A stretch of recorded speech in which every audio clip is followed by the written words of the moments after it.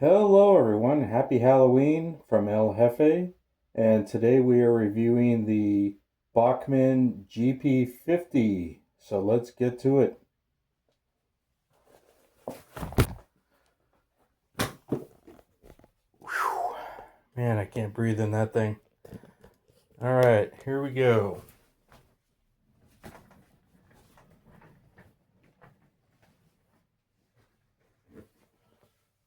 So I won this locomotive on eBay on a bid for $45. There were no other bidders on it, which was quite surprising. I considered it a find because I've been looking for one of these for about a year now. I think it's a really unique little item. And this locomotive, geez, I'm still recovering from wearing that mask, bear with me here, is the production started in 1987, and the second version, chassis version, was introduced in the mid 90s. Mine must be from the early 2000s because it was produced with knuckle couplers, and it was discontinued around 2010. So there's some really unique points about this locomotive as far as the way the mechanicals go. I'm not going to take off the body shell right now because it's a little bit of a chore, but it's a pretty unique design I haven't seen before in a locomotive.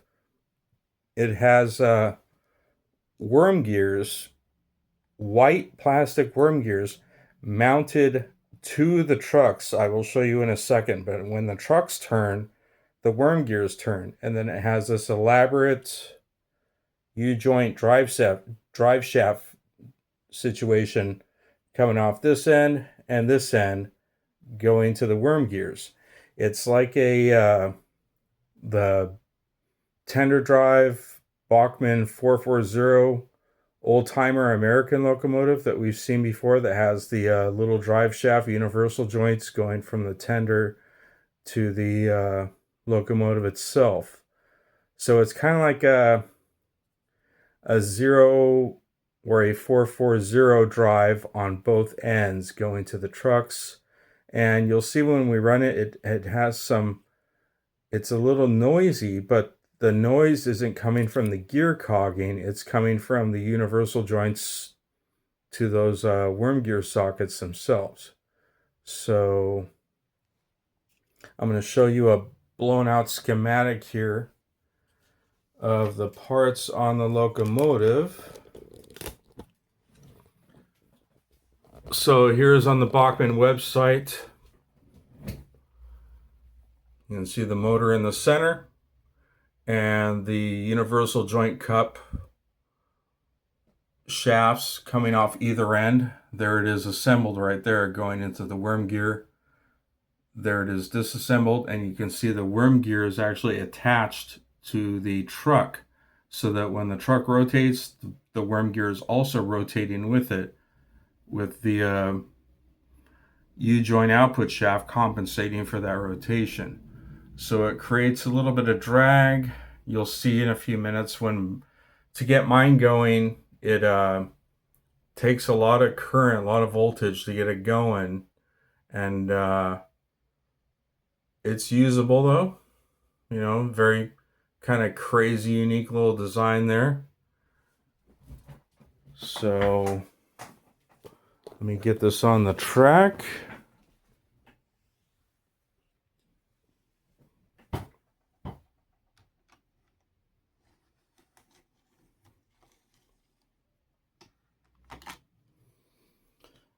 It has 6-wheel pickup.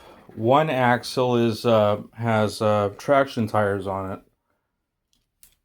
It has incandescent non-directional lighting, so no matter which direction you're going, the lighting is the same.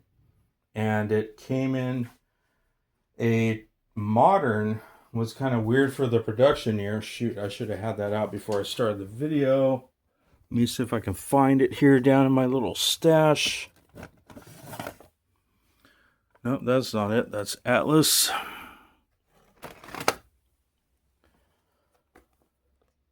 Here it is. Here's the jewel case it came in.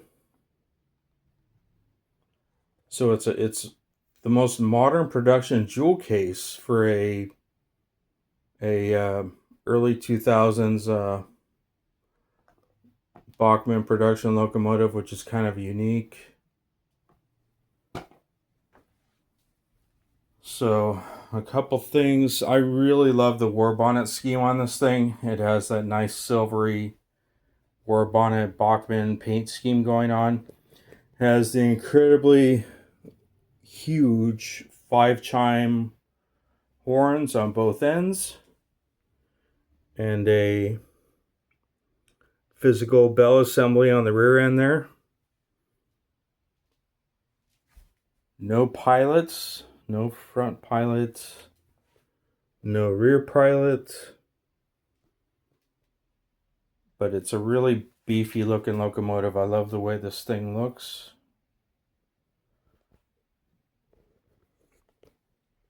So let me get it going here. Show you some of the intro performance. Takes a lot of current to get going.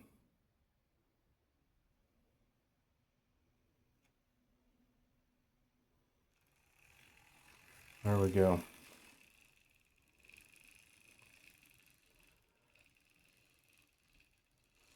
You can hear that universal joint cogginess to it.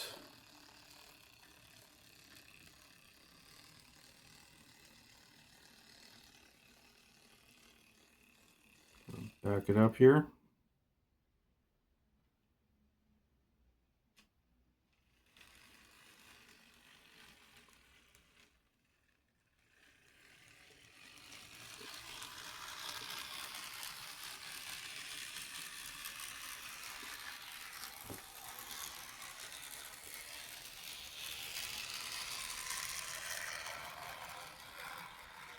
Right, get it going forward again, and we'll run at a higher speed. Well, actually, let's go to slow speed. Let's see how slow we can get it going. The problem is with the drivetrain configuration, it has kind of jackrabbit starts. So I'm going to smoothly ramp the throttle up here. There we go. That's about as smooth off the starting line as it gets going.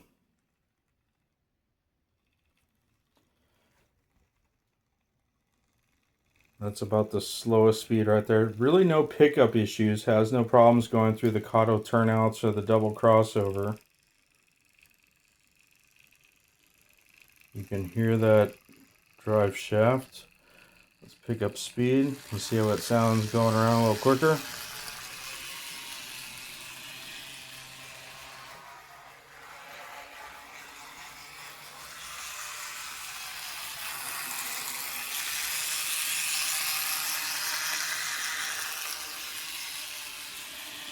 And here's full throttle.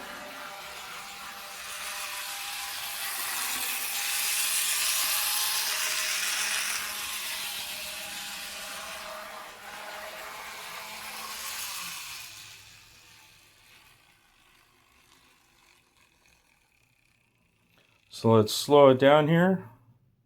Stop it. Reverse, and we will flip the double crossover. And we'll pick up these cars.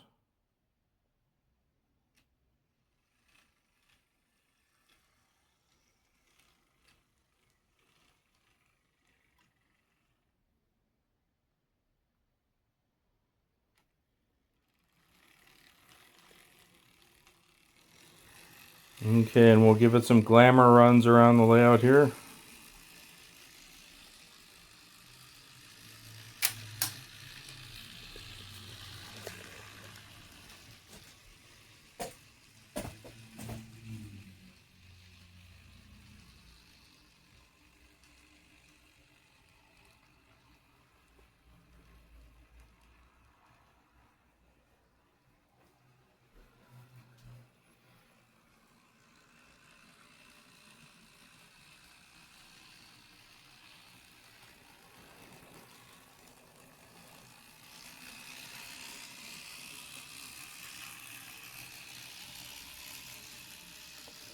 So it's okay.